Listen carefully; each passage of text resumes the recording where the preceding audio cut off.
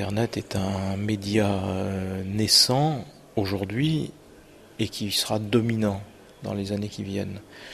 Et en même temps, c'est un média qui en effet fait la part belle à tout un chacun. Donc tout le monde n'est pas journaliste, mais tout le monde à travers le net peut se sentir un peu journaliste. Donc pour les journalistes, objectivement, c'est un défi. Et comment relever ce défi en étant meilleur, en faisant des efforts sur la rigueur, la qualité, la capacité, encore une fois, à apporter une expérience, une capacité à contextualiser, à aller au-devant de l'information, parce que l'internaute qui raconte quelque chose, l'information lui est tombée dessus.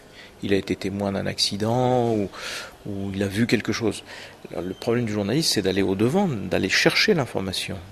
Et donc la démarche est forcément très différente. Et donc pour les journalistes, c'est une obligation à aller davantage encore au-devant de l'information et à faire mieux, plus rigoureux, plus complet, plus explicite pour bien montrer la différence.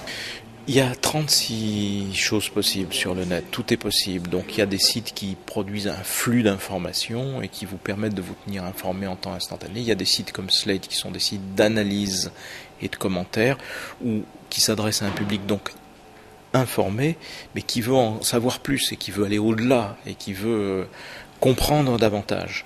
Et puis il y a des sites qui peuvent être purement ludiques, ainsi de suite. Je veux dire, sur le net, tout est ouvert. C'est ce qui est intéressant aujourd'hui. Le fond également ? Absolument.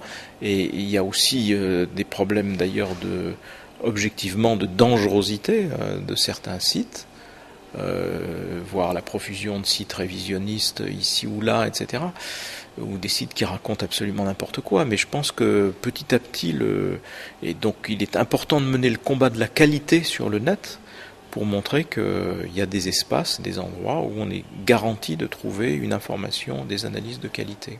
Mais était-ce différent à d'autres âges de la presse ? Il y avait bien la presse de caniveau, elle existe toujours, et puis il y a de la presse de qualité. Ça n'est pas, à mon avis, ce problème-là n'est pas fondamentalement différent.